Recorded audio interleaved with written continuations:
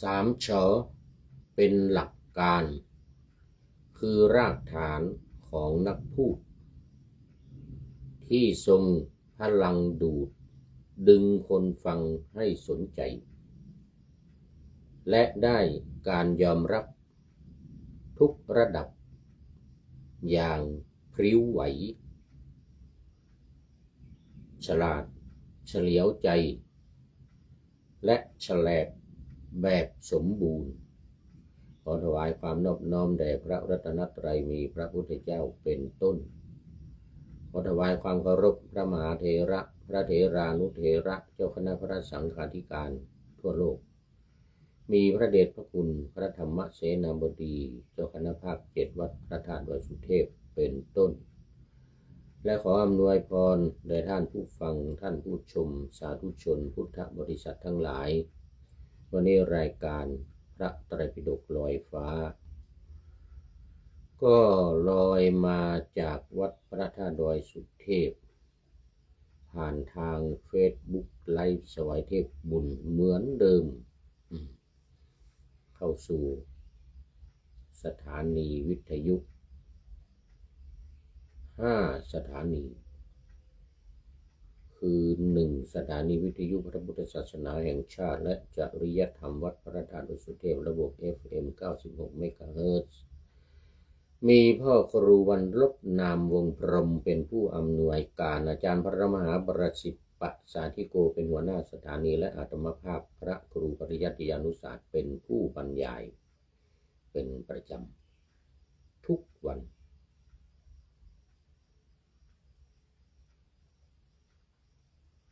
ไม่หยุดยกเว้นไฟดับ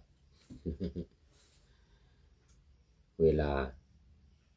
5 ทุ่มถึงเที่ยงคืน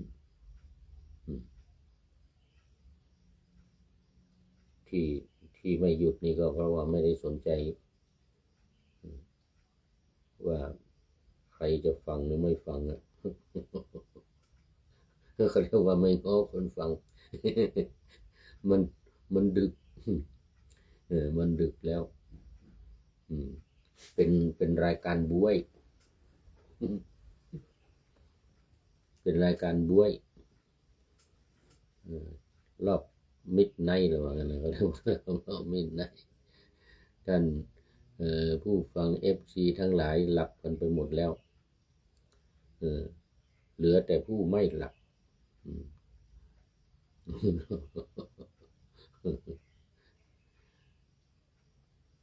หรือผู้ที่ทำงานตอนกลางคืนเข้าเวรจะออกเวรพอดีเวรกะสุดกะเที่ยงคืนนี่นะโอ้ตอนนี้ขอต้อนรับคุณโยมสุกันคราพิสิทธิ์พัชรกุล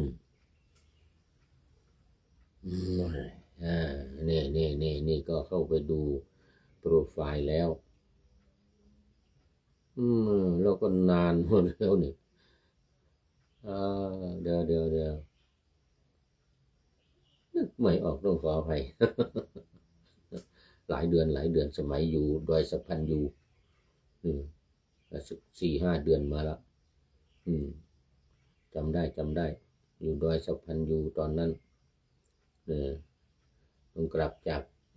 เอสโตเนียมาใหม่ๆสุกันคราพิสิทธิ์พัชรกุลนี่นะเพราะว่านานๆเข้ามาแต่ตอนนั้นเข้ามาบ่อยอยู่นะเข้ามาบ่อยแล้วมันสมองนี่ต้องขออภัยมันอายุมากแล้วจำไม่ได้แล้วท่านในพลมาละ สมองมันไม่ไหวจริงๆโอ้ขอต้อนรับท่านในพลนเรศจิตรักกราบนมัสการครับหลวงพ่อเหมือนกันนะวันนี้สดร้อนเรื่อง3 ชอนะครับถูกต้องกำลังออกมาเมื่อกี้เนี่ย เปิดมาเจอพอดีเลย3 ชอนี่นะโอ้โหฉ ฉลาดเฉลียวฉลาดโดยเฉพาะเฉลียวนี่นะมีเรื่องเล่ามากท่านต้องนึกถึงท่านเจ้าพระคุณสมเด็จพระมหาลักษมังคลาจารย์นะวัดปากน้ำเล่าเรื่องนายฉลาดกับนายเฉลียวนายฉลาดกับนายเฉลียวนี่นะโอ้เล่าได้ดีมากท่านเจ้าพระคุณสมเด็จนะสมเด็จวัดปากน้ำนะ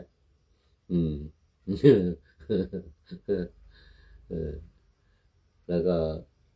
ทั้งสามนี่เป็นคุณสมบัติของนักพูดอย่างโดยเฉพาะข้อที่สามเนี่ยฉลาดเนี่ยนะฉลาดนี่โอ้โหสุดยอดเอาตัวรอดได้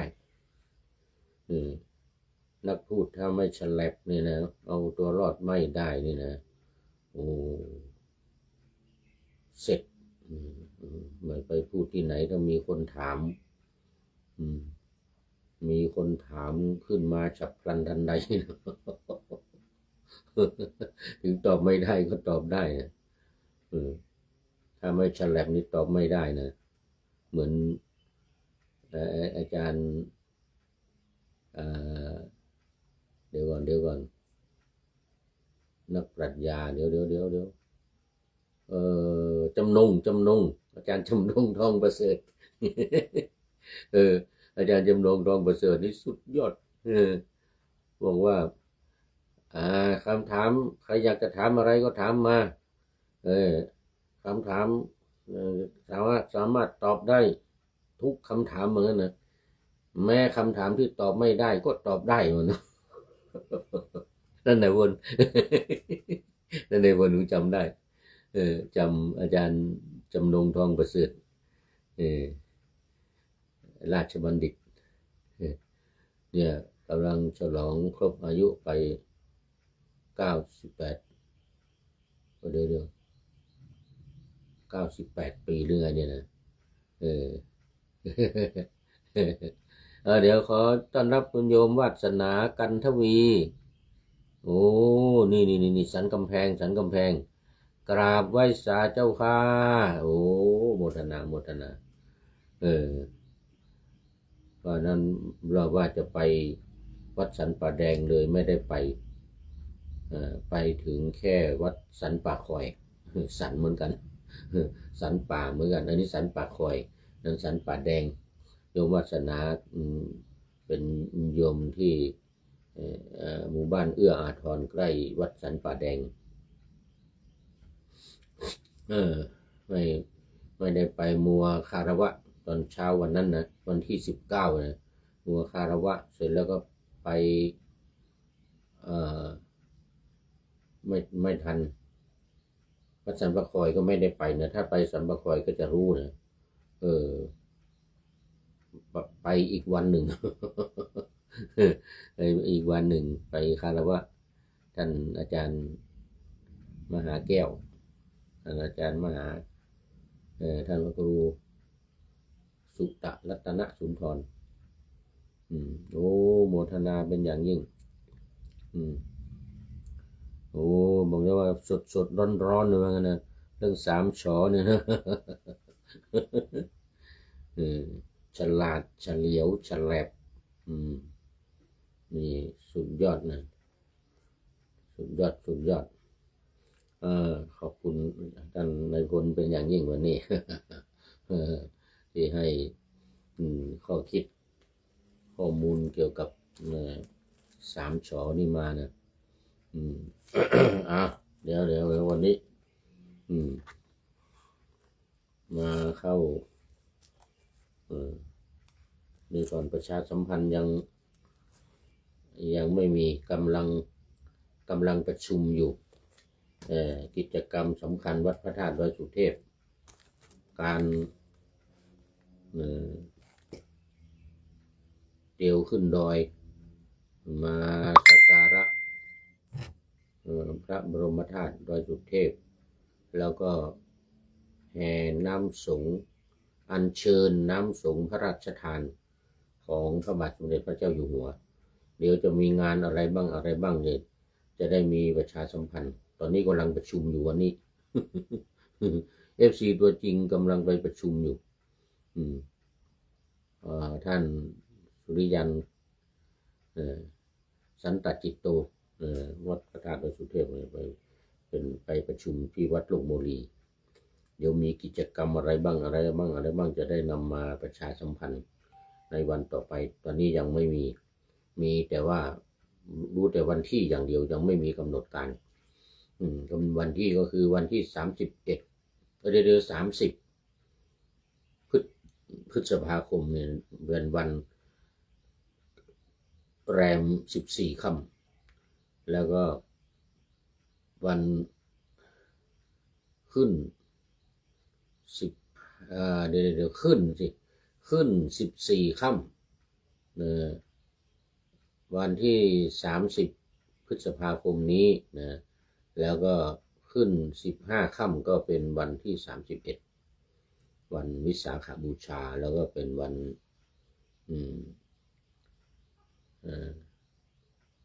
จะได้สมโภชพระบรมธาตุดอยสุเทพด้วยแล้วก็วันวิสาขบูชาด้วยแล้วก็มีมันเป็นกิจกรรมใหญ่วิสาขบูชานี่นะวันตรัสรู้ของพระพุทธเจ้านี่ท่านนายพลนี่รู้ดี เดี๋ยวท่านนายพลก็มาเป็นพิธีกรอีกแล้วตอนส่งน้ำพระบรมธาตุคงเป็นพิธีกรตั้งแต่ตอนแห่แล้วมั้งอัญเชิญน้ำส่งพระราชทานท่านนายพลต้องมาเป็นพิธีกรเนี่ยแล้วตอนน่าจะเป็นตอนส่งน้ำเป็นพิธีกรตอนส่งน้ำวันที่31วันขึ้น15 ค่ำนะมันขึ้น15 ค่ำความจริงมีเรื่องเล่าเยอะเกี่ยวกับวิสาขบูชานี้ท่านนายพลก็อย่าลืมเอาแง่มุมต่างๆแล้วก็บทประพันธ์บทกลอนบทกาบบทแปลอะไรต่างๆมาประชาสัมพันธ์มาลงเป็นข้อคิดในรายการเกี่ยวกับวิสาขบูชามันมีเรื่องเยอะ3 อย่างวิสาขะลองลงไปก็มาฆบูชาแล้วก็ลองลงไปก็อาสาฬหะอาสาฬหะนี่วันเข้าพรรษาก็ลองไปแต่วิสาขะนี่โอ้โหมีเรื่องเยอะการตรัสรู้ของพระพุทธเจ้ามีเรื่องเล่ามาก มีเรื่องเล่ามากแล้วเราจะคอยดูกิจกรรมของวัดพระธาตุดอยสุเทพกำลังประชุมกันอยู่วัดโลกโมลีวันนี้ว่าจะมีอะไรบ้างวัดไหนยังไงตำบลในจังหวัดเชียงใหม่เนี่ยจุดต่างๆวัดไหนอยู่จุดไหนยังไงคอยบริการน้ำดื่มบริการข้าวต้ม โอ้บริการข้าวต้มบริการน้ำดื่มระหว่างทางตั้งแต่วังบัวบานขึ้นมาตั้งแต่วังบัวบานขึ้นมาก็จะมีเป็นจุดคอยต้อนรับผู้แสวงบุญเดินทางขึ้นดอยสุเทพทั้งคืนเริ่มตั้งแต่ตอนเย็นคนเดินทั่วไปนี่ก็เริ่มกันมาตั้งแต่บ่าย 3บ่าย 4 โมงแล้ว4-5 โมงเนี่ยถนนก็ปิดแล้วปิดไม่ให้รถขึ้นแล้วคนเริ่มเดินแล้วแต่พิธีจะเริ่มประมาณ1 ทุ่มครึ่งจนถึงตี 5ตอนเช้า จนถึงตี 5แล้วก็6 โมงก็ถ ำบุญตักบาตรโอ้พระนิมนต์พระ500 รูปทุกปีนิมนต์พระ500 รูปทุกปีทำบุญตักบาตรญาติโยมมาทำบุญตักบาตรกันในเนื่องในวันวิสาขบูชา500 รูปนิมนต์พระทั้งภิกษุสามเณรจำนวน500 รูปอันนี้เป็นหลักการคร่าวๆนะเป็นหลักการคร่าวๆของพิธีสมโภชน้ำสงฆ์พระราชทานของพระบาทสมเด็จพระเจ้าอยู่หัวซึ่งเป็นประจำทุกปีความจริงก็ได้เขียนบทประพันธ์ไว้มากนะเกี่ยวกับการเดินขึ้นเตียวขึ้นดอยนี่นะแล้วก็เป็นรู้สึกว่าจะเป็นข้าวห้ำนะข้าวห้ำของล้านนานี่นะแล้วอาจารย์มณีพยอมยงเขียนไว้ดีมากเลยเขียนข้าวห้ำนะบทประพันธ์ของล้านนาเขาเรียกว่าข้าวห้ำ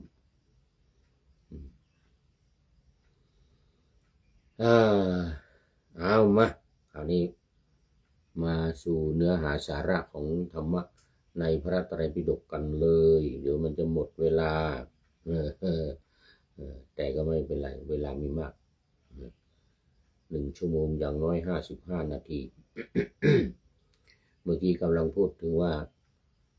รายการออกอากาศไป1 สถานีคือสถานีวัดพระธาตุดอยสุเทพแล้วก็มีวัดฝายหินวัดฝายหินนี่ตำบลสุเทพแล้วนี่แหละแล้วก็วัดปากทางเจริญอำเภอดอยลอวัดพระพุทธบาทอุดมอำเภอฝางแล้วก็มจรวิทยาลัยสงฆ์นครลำปาง5 สถานี5 สถานีนี้จะได้นำเอารายการพระไตรปิฎกลอยฟ้านี้ออกอากาศวันโดยเฉพาะวันศุกร์เสาร์อาทิตย์เนี่ยรายการนี้ออกวิทยุ10 ครั้ง10 ครั้ง10 ครั้งยังไงทำ5 ครั้งทำ5 ครั้งแต่ออกอากาศ10 ครั้งเพราะอะไร5 สถานีมันก็5 ครั้งแล้ว5 สถานีนี่นะ5 ครั้งแล้วทีนี้มีรายการนาวาวังทองเนี่ยออกทั้งตอนเช้าออกทั้งตอนบ่ายรวมแล้วก็เป็น7เป็น8เพราะว่าวัดพระธาตุดอยสุเทพ1แล้วก็วัดฝายหินวัดพระธาตุดอยสุเทพวัดฝายหินแล้วก็วัดพระธาตุดอยสุเทพนี่2 ครั้งเช้ากับบ่ายวัดฝายหิน1เป็น3บวก5ไตรปิฎก5นี่ก็เป็น8แล้วก็ธรรมทัศน์อีก1เป็น9สถานีวิทยุวปท2และธรรมะหลังทำวัดเย็นอีก1ธรรมะหลังทำวัดเย็นอีก1ก็เป็น10 ครั้งวันหนึ่งออก10 ครั้งตั้งแต่หัวรุ่งทุ่มครึ่งเดี๋ยวไม่ใช่ทุ่มครึ่งหัวรุ่งเนี่ยคือ7 โมงครึ่ง7 นาฬิกาตอนเช้านะ7 นาฬิกา 30 นาทีไปจนถึงเที่ยงคืนไปจนถึงเที่ยงคืนนู่นเลยดักไว้หมดศรัทธาญาติโยมใครเปิดวิทยุตรงไหนก็ฟังได้ตรงนั้นหมดเลยตลอดวันตลอดวัน10 ครั้งอันนี้วันศุกร์วันเสาร์วันอาทิตย์ถ้าวันพุธนี่ถ้าวันพุธนี่9 ครั้งวันพุธวันพุธ9 ครั้งแล้วก็วัน จันทร์อังคารพฤหัส3 วันนี้8 ครั้งจันทร์อังคารพฤหัสเดี๋ยววันจันทร์อังคารพฤหัสถูกละ3 วันนี้8 ครั้งต่อวันต่อต่อวันวันละ8 ครั้งจนสรุปแล้วก็คือ8 9 10 8 9 10มาวันนี้ก็พระไตรปิฎกเล่มที่25ขุททกนิกายเหมือนเดิมอัตถกถาพระวินัยในปกรณ์นาตติยสมันตปาสาธิกา3 มนหนังสือ3 มนเล่มที่3วันนี้หน้า70พอดีหน้า70ว่าด้วยองค์แห่งอุปัชฌาย์องค์แห่งอุปัชฌาย์เมื่อวานนี้ยัตติจตุตกรรมจบไปแล้ววันนี้เป็นองค์แห่งอุปัชฌาย์ก็เป็นเรื่องเกี่ยวกับวินัยอัตถกถาพระวินัยพระอุปัชฌาย์คือพระที่บวชให้กุลบุตรหรือกุลธิดากุลบุตรอย่างเดียวกุลธิดาด้วยเกิดผู้หญิงด้วยทั้งผู้หญิงทั้งผู้ชายกุลบุตรผู้ชายก็เป็นพระภิกษุกุลธิดาก็เป็นภิกษุณีเรียกว่าพระอุปัชฌาย์แต่ภิกษุณีนี่เรียกอุปัชฌาย์ว่าปวัตตินีไม่ใช่อุปัชชีนะด้านในบนบวช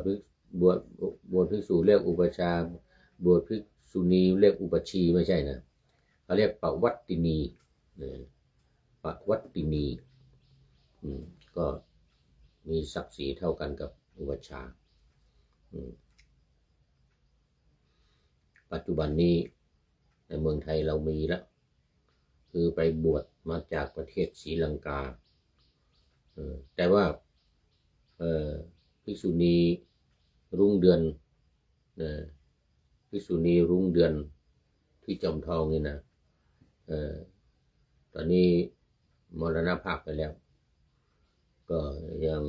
น่าจะมีต่อแต่ส่วนใหญ่ถึงจะยังไม่ตายแต่ว่าเอาปวัตตินีจากศรีลังกามาไม่ปวัตตินีไม่ได้เป็นปวัตตินีเองของภิกษุณีรุ่งเดือนนะแม่รุ่งเดือนมีสำนักอยู่หลายที่หลายสาขาอย่างที่ดอยสะเก็ดก็มีที่ดอยสะเก็ดมีแล้วก็รู้สึกว่าจะไปดังของภาคอีสานหลายที่นะหลายที่สำนักภิกษุณีสืบทอดมาจากประเทศศรีลังกาเวลาจะบวชนี่ก็บวชเป็นสามเณรีเนี่ยวัดพระธาตุดอยสุเทพเรานี่สมัยก่อนนะเดี๋ยวนี้ไม่ได้ติดตามไม่รู้เป็นยังไงสมัยก่อนก็ว่ามาบวชเป็นสามเณรีที่นี่วัดพระธาตุดอยสุเทพเสร็จแล้วก็อุปสมบทเป็นภิกษุณีก็ไปประเทศศรีลังกาไปนู่นเลยศรีลังกาหรือนิมนต์ปวัตตินีจากศรีลังกามาที่อำเภอจอมทองเนี่ยสำนักวัดพระธาตุศรีจอมทองเนี่ยแต่มีสาขาออกไปแยกออกไปสมัยก่อนนี้ไปประจำเอาพระนิสิตไปฟังการบรรยายจากภิกษุณีรุ่งเดือนแม่รุ่งเดือนเนี่ย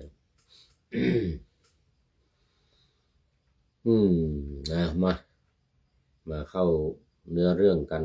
ว่าด้วยองค์แห่งอุปัชฌาย์นี่สำคัญมากเลยคำว่ากินตายังภิกขุโหติกินตายังภิกขุโหติมันตัดมาจากกิงเนี่ยกิงแล้วก็อายังโนระตักมาจากไหนกินตายังภิกขุโหติมีความว่าภิกษุนี้อายังมาเป็นอายังจริงภิกษุนี้เป็นอะไรกับท่านตะยาตะนี่มันมาจากเตบวกอายังเตบวกอายังเตกับท่านของท่านทีนี้ก็ไวยากรณ์มันยังไงก็ที่ข้าเป็นอาอีกทีหนึ่งบวกอายังเตภิกษุนี้เป็นอะไรกับท่านกิงเนี่ยนะเป็นอะไรเตของท่านเป็นอะไรกับท่านข้อว่าอัญเยหิโอวัทิโยอนุสาสิโยมีความว่าท่านอันภิกษุเราอื่นต้องตักเตือนและต้องพร่ำสอนอัญเยหิภิกษุอื่นโอวาทิโยอนุสาสิโยอนุสาสิโยคือพร่ำสอนโอวาทิโยตักเตือนหมายถึงว่าเป็นผู้ที่ภิกษุอื่นคอยอบรมพร่ำสอนตักเตือนอบรมพร่ำสอนตักเตือนข้อว่าพาหุนลายะอาวัตโตยะทิทังคณพันธิกังมีความว่าความพัวพันด้วยหมู่ของความเป็นผู้มากๆนี้มีอยู่เหตุนั้นความเป็นผู้มากๆนี้ชื่อว่ามีความพัวพันด้วยหมู่มีคำอธิบายว่าความเป็นผู้มากๆที่ชื่อว่ามีความพัวพันด้วยหมู่นี้อันใดท่านเวียนมาเพื่อประโยชน์แก่ความเป็นผู้มากๆอันนั้นเร็วนักพาหุนลายะอาวัตโตยะทิทังคณพันธิกังโอ้เร็วนักคือมันมีมันมีหลักการของผู้ปฏิบัติของนักบวชอยู่ก็คือว่าไม่ให้เป็นผู้ที่มากไม่ว่าจะเป็นสิ่งของไม่ว่าจะเป็นการกินมากสิ่งของก็รับมากจนไม่มีที่เก็บอย่างนี้เขาเรียกคนมากคนไม่มีที่เก็บเป็นคนไม่สันโดษเป็นคนไม่สันโดษเป็นคนมากเนี่ยนะคือคนที่ไม่สันโดษเพราะฉะนั้นในวินัยการเข้ามาบวชแล้วนี่ก็จะห้ามสะสมสิ่งของหรือ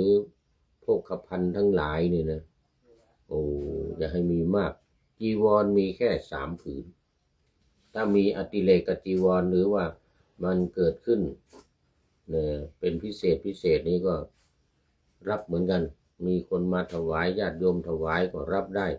แต่เก็บไว้ไม่เกิน10 คืน10 วันนะพอ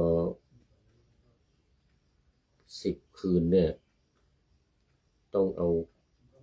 สละคืนให้เป็นของสงฆ์เป็นของส่วนกลางไม่ให้เป็นของตัวเองไม่ว่าจะเป็นบาตรไม่ว่าจะเป็น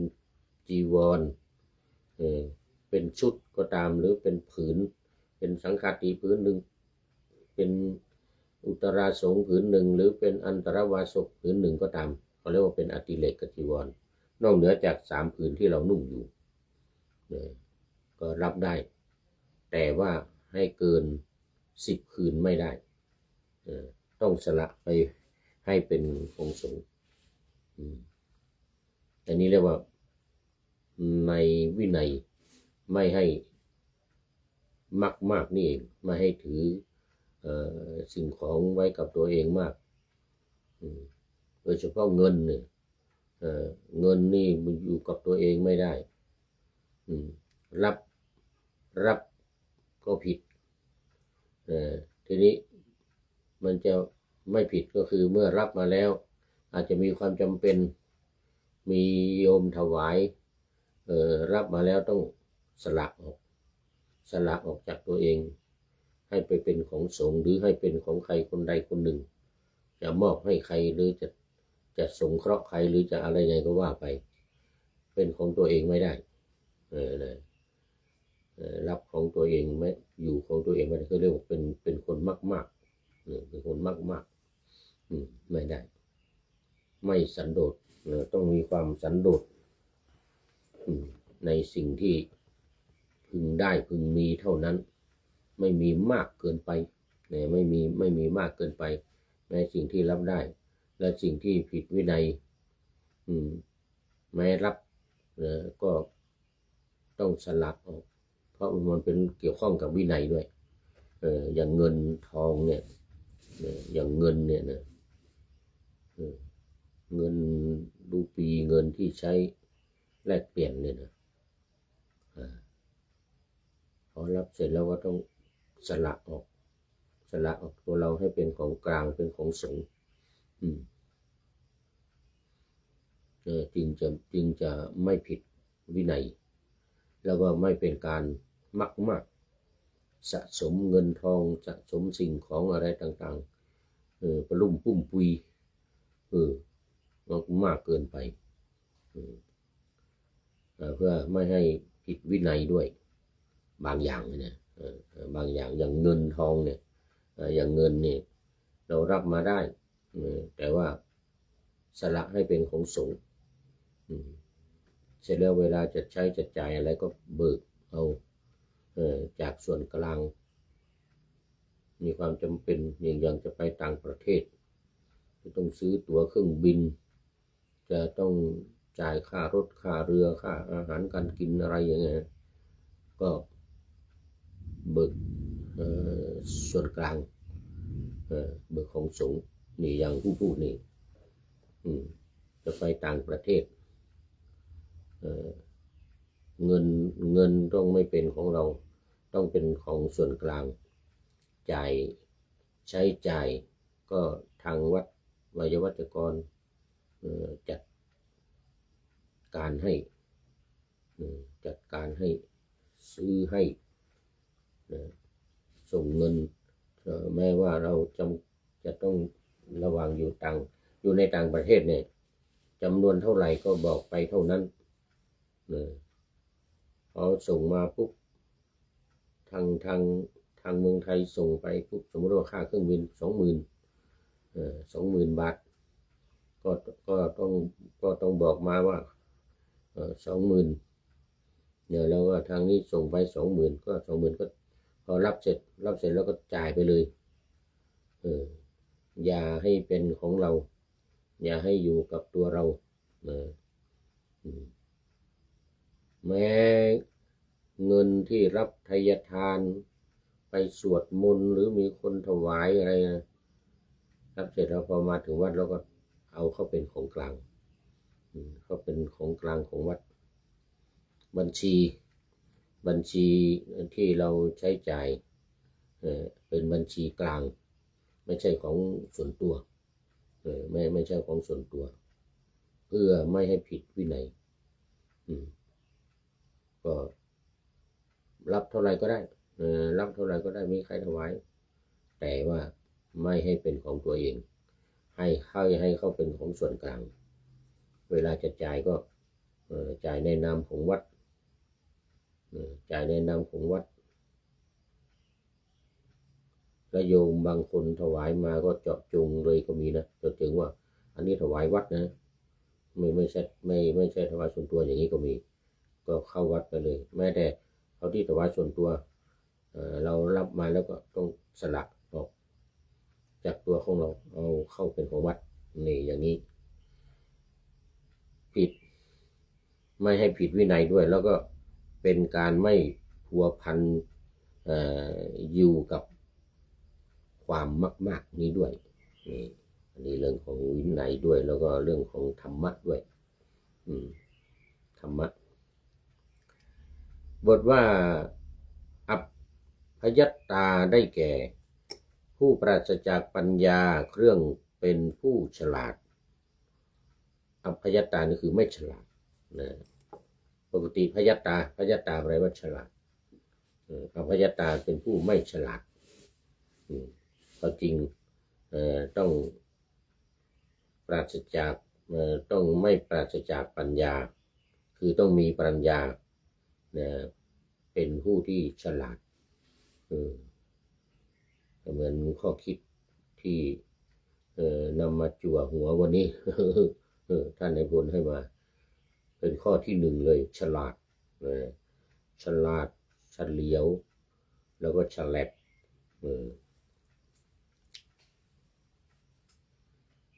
สองบทว่าอัญญตโรปิอัญญติทิยปุโภได้แก่ปริภาชกชื่อปสุระได้ยินว่าเขาคิดว่าจะขโมยทำจะขโมยทำยังไง คืออย่างนี้ก่อนจะบวชเนี่ยตั้งใจไม่ได้มาบวชด้วยศรัทธาไม่ได้บวชด้วยอยากจะบรรลุธรรมหรืออะไรหรอกแต่เขามาบวชด้วยจะขโมยทำไป จึงบวชในสำนักพระอุทายีเถระผู้อันท่านว่ากล่าวอยู่โดยชอบธรรมได้ยกวาทะของท่านคือพระปสุระเนี่ยนะคือเขาตั้งใจเขาคิดมาก่อนแล้วเขาจะมาขโมยเอาธรรมะของพระพุทธเจ้าเนี่ยนะไปเนื่องจากว่าเขาเป็นเดรัจฉีเขาเป็นคนนอกศาสนามาก่อนก็เลยตั้งใจว่าเข้ามาบวชเนี่ยไม่ได้บวชด้วยศรัทธาหรอกแต่ว่าพอดีมาบวชกับพระอุทายีพอดีเลยอุทายีเถระผู้มากเลยนะพระอุทายีเถระนี่นะแต่คนนี้เขามาบวชโดยตั้งใจว่าจะมาขโมยเอาธรรมของพระพุทธเจ้าที่พระพุทธเจ้าแสดงไว้เนี่ยจะมาขโมยเอาไปเป็นของตนเองภิกษุผู้ฉลาดในคำว่าอนุชานามิภิกขเวพยัตเตนะภิกขุนาเป็นต้นนะอ่านภิกษุผู้ฉลาดเนี่ยนะเราอนุญาตด้วย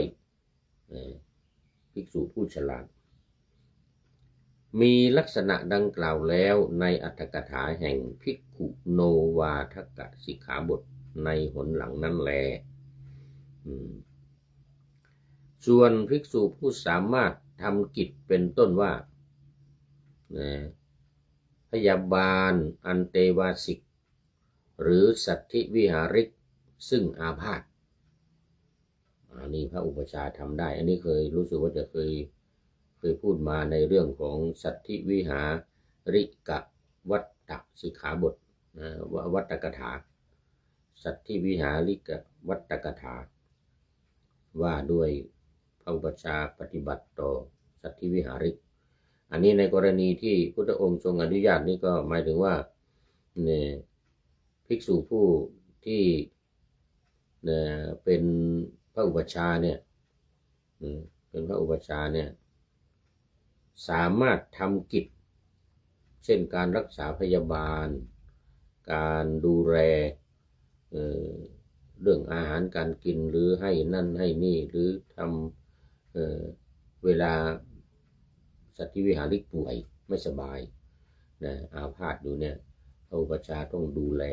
หมดทุกอย่างทั้งการรักษาพยาบาลแล้วก็อาหารการกินอะไรต่างๆด้วยเช็ดขี้เช็ดเยี่ยวอะไรต่างๆก็ต้องทำให้ได้หมดนะ อย่างนี้เรียกว่าเป็นองค์ของอุปัชฌาย์ได้จึงจะเป็นพระอุปัชฌาย์ได้ทำให้กับสัตถิวิหาริกได้หรืออันเตวาสิกผู้เข้ามา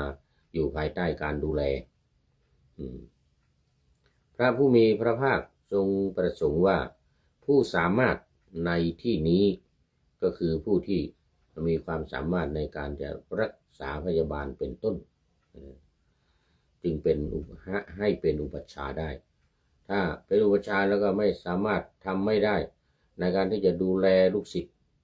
ที่เป็นทั้งที่เป็นอันเตวาสิกหรือทั้งที่เป็นสัตถิวิหาริกเวลาป่วยไข้เวลาเจ็บป่วยเนี่ยอย่างนี้ไม่สมควรเป็นอุปัชฌาย์องค์ประกอบไม่ครบ องค์ประกอบไม่ครบพระผู้มีพระภาคได้ตรัสแม้คำนี้ไว้ว่าดูก่อนอุบาลีภิกษุผู้ประกอบด้วยองค์ห้าควรให้กุลบุตรอุปสมบทควรให้นิสัยควรให้สามเณรอุปถากด้วยองค์ห้าเหล่าไหนเหล่านี้คือเป็นผู้สามารถพยาบาลเองหรือให้ผู้อื่นช่วยพยาบาลอันเตวาสิกหรือสัตถิวิหาริกผู้อาพาธเจ็บป่วย 2. เป็นผู้สามารถระงับเองหรือให้ผู้อื่นระงับความกระสันของอันเตวาสิกหรือสัตถิวิหาริกอันนี้เป็นเรื่องใหญ่เลยนะ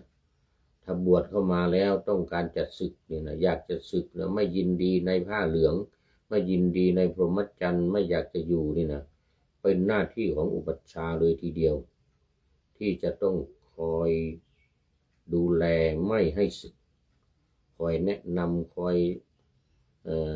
พร่ำสอนหรือคอยพาไปโน่นไปนี่ให้เกิดความรื่นรมสมใจและไม่ศึกไม่อยากจะศึกไม่กระสันอยากจะศึกเนี่ยมันจึงมีวินัยกำหนดไว้ไงแม้กลางพรรษานี่ก็ต้องไปทำสัตตาหะไปภายใน7 วันก็ว่าภิกษุรูปนั้นเป็นลูกศิษย์ของเราหรือเคยเป็นอยู่กับเราแต่ไปเป็นเจ้าอาวาสอยู่วัดนั้นนี่นะแล้วก็เขาส่งข่าวมาว่าจะศึกแล้วอยากจะศึกนะอยากจะศึกมีความกระสันอยากจะศึกนะพระอุปัชฌาย์ต้องรีบไปเลยนะต้องรีบไปแม้กลางพรรษาก็ต้องทำสัตตาหะไปตั้งใจจะไปให้กลับภายใน7 วันนี่นะต้องรีบสัตตาหะไปเลยนะถือว่าสำคัญมากบวชเข้ามาแล้วถ้าปล่อยให้ศึกไปเนี่ยถือว่าหมุนไปหาทางผิดวิปพมิงสุพระองค์ตรัสไว้คนนี้เป็นวิปพมิงสุคือหมุนไปทางผิดเข้ามาบวชแล้วอยู่ในทางที่ดีแล้วเนี่ย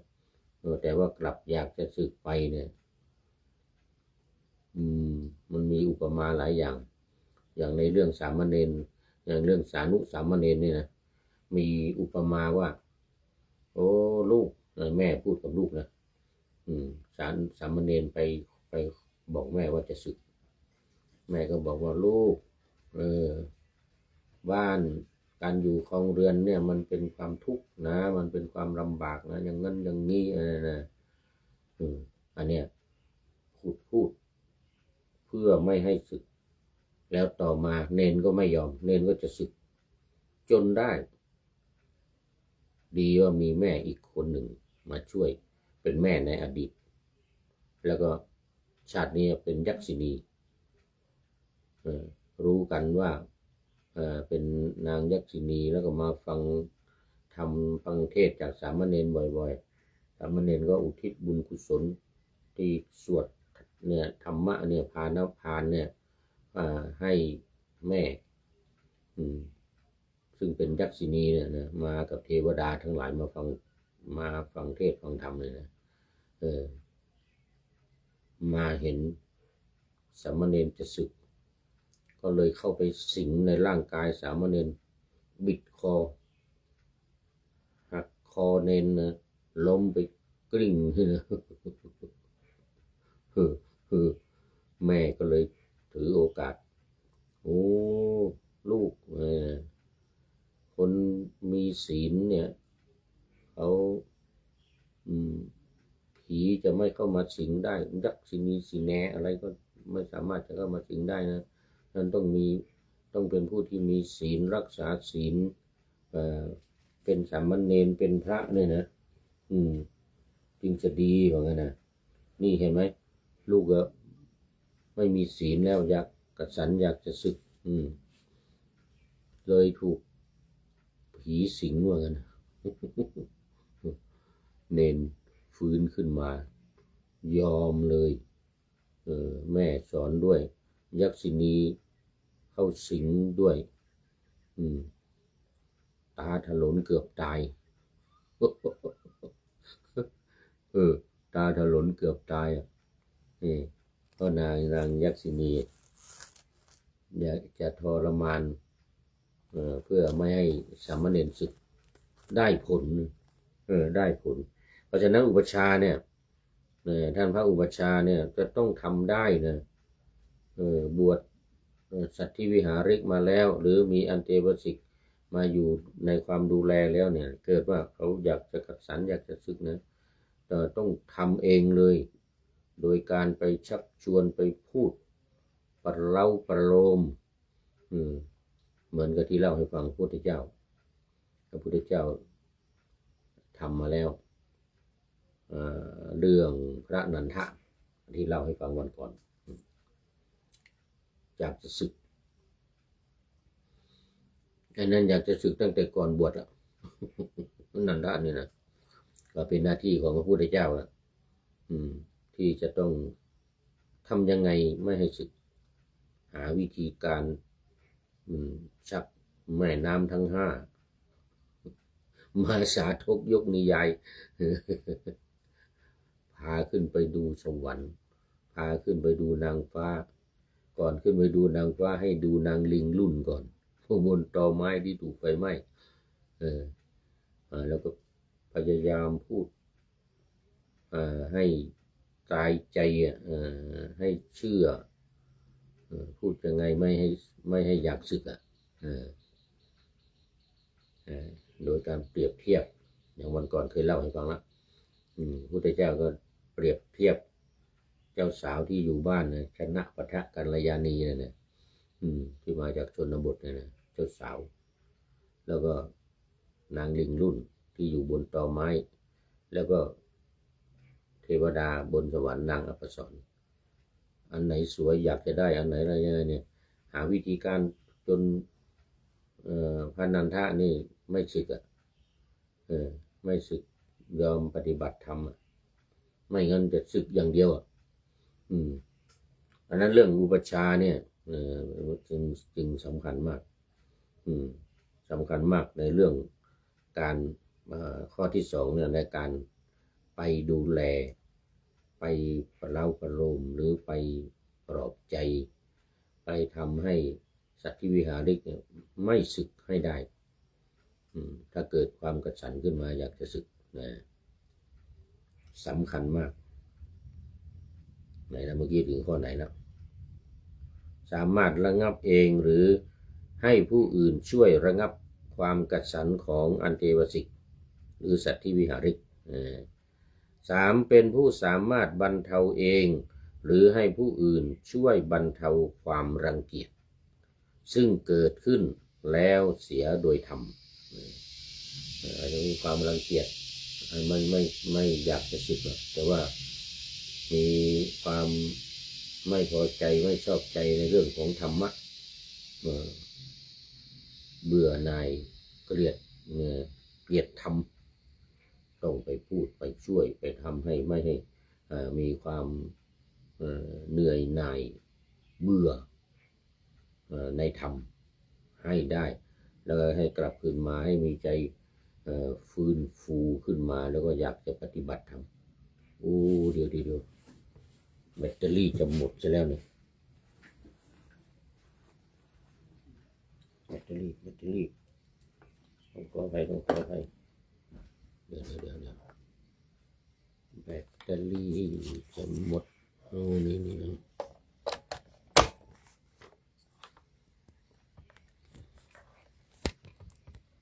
อ้าวนี่เออเผลอไม่ได้นะนี่แบตเตอรี่นี่นะเดี๋ยวจะหมดซะแล้วนี่เผลอไม่ได้เลย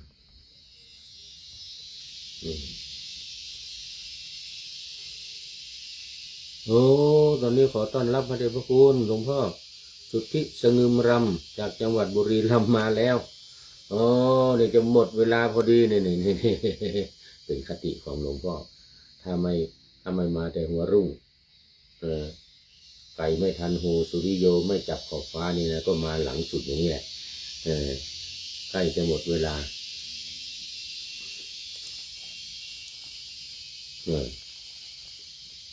มาใกล้จะหมดเวลาเข้าสู่เส้นใจของหลายก็มาด้วยหัวใจใสๆสีชมพู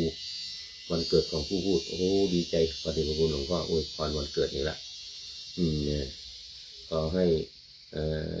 การอวยพรวันเกิดของหลวงพ่อนี่เป็นผลสะท้อนย้อนไปให้หลวงพ่อเป็นผู้ที่มีอายุมั่นขวัญยืนมีความสุขกายสบายใจเนี่ยอายุยิ่งยืนนานในบวรพุทธศาสนาตลอดชีวิตกิจการขอบคุณหลวงพ่อเป็นอย่างนี้เอาเรื่องนี้ให้จบเดี๋ยวจะหมดเวลาเอานะซึ่งเกิดขึ้นแล้วโดยธรรมแล้วก็เป็นผู้สามารถนี่มันก็สุดท้ายละเป็นผู้สามารถแนะนำในอภิธรรมโอ้อภิธรรมอันนี้เป็นข้อที่4ใช่ไหมข้อที่4องค์4เป็นผู้สามารถแนะนำในอภิธรรมโอ้นี่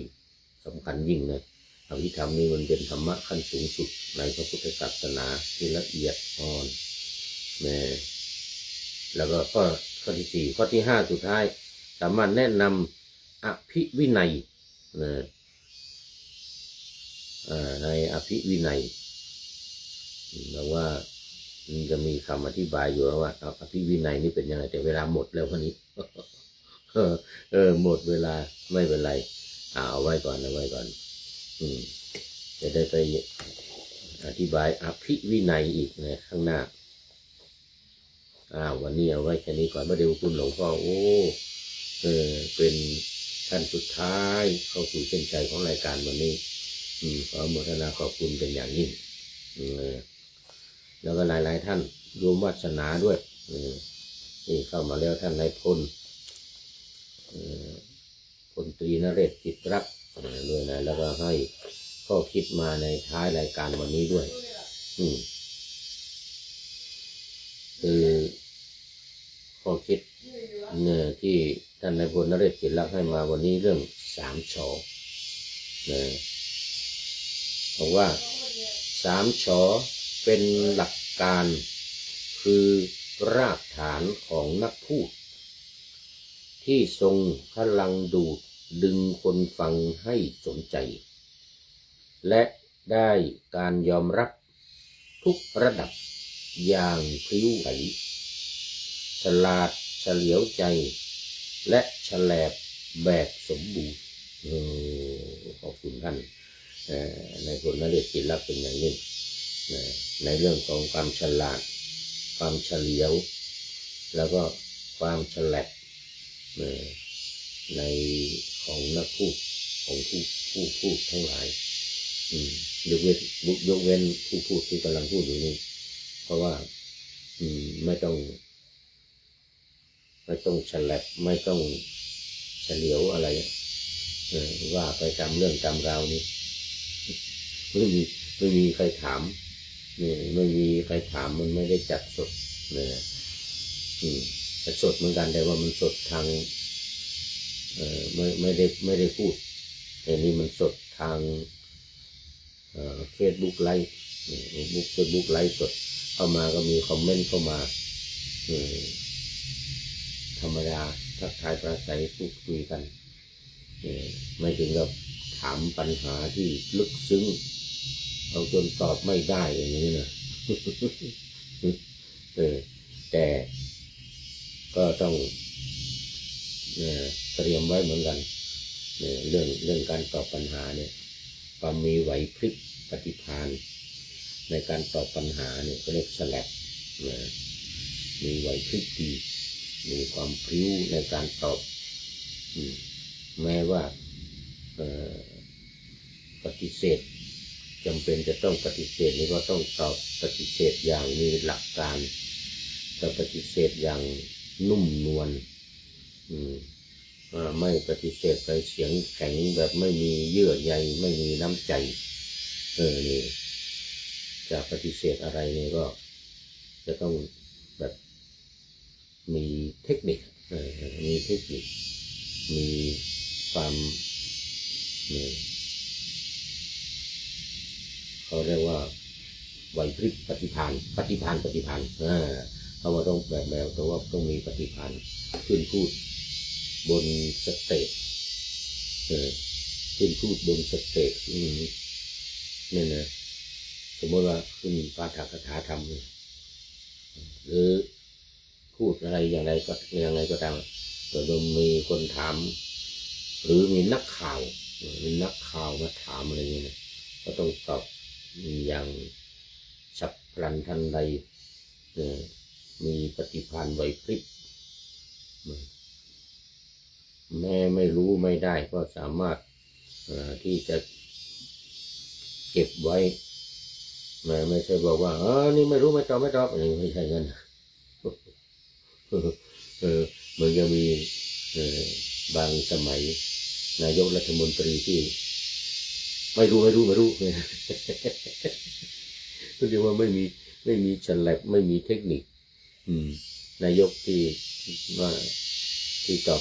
ที่มีนักข่าวถามบอกไม่รู้ มีอยู่บางสมัยไม่รู้ใครไม่ได้เจาะจงใครมันเคยมีเหมือนกันเอาละตอนนี้ก็โมทนาขอบคุณ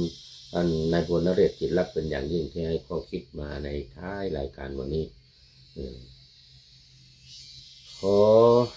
นำพระไตรปิฎกลอยฟ้าไปจากผู้ฟังทั้งหลายในโลกล่างวันต่อไปจะได้จรย้อนกลับมาสู่สถานีใหม่ให้ท่านฟังอย่าลืมเปิดวิทยุหรือเครื่องรับโทรศัพท์โมบายคอมพิวเตอร์ผัง YouTube เฟซเพจไลน์ให้ดัง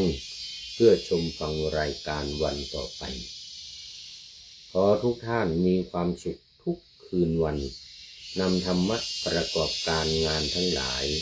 เช่นขยันทำงานทางวาจากายใจขวนขวายกิจการงานนานาบำเพ็ญสาธารณประโยชน์เว้นสิ่งที่มีโทษโหดเยี่ยงสาประกอบแต่กรรมดีมีราคาแสวงหาเงินทองครองใจคนเสียสละพละทรัพย์นับมากน้อยไม่ให้ล้านก็ให้ร้อยไม่ด้อยผลเอื้อคนรวยช่วยคนยากฝากคนจนให้ทุกคนเท่ากันมากตรฐานเดียวขอเจริญพร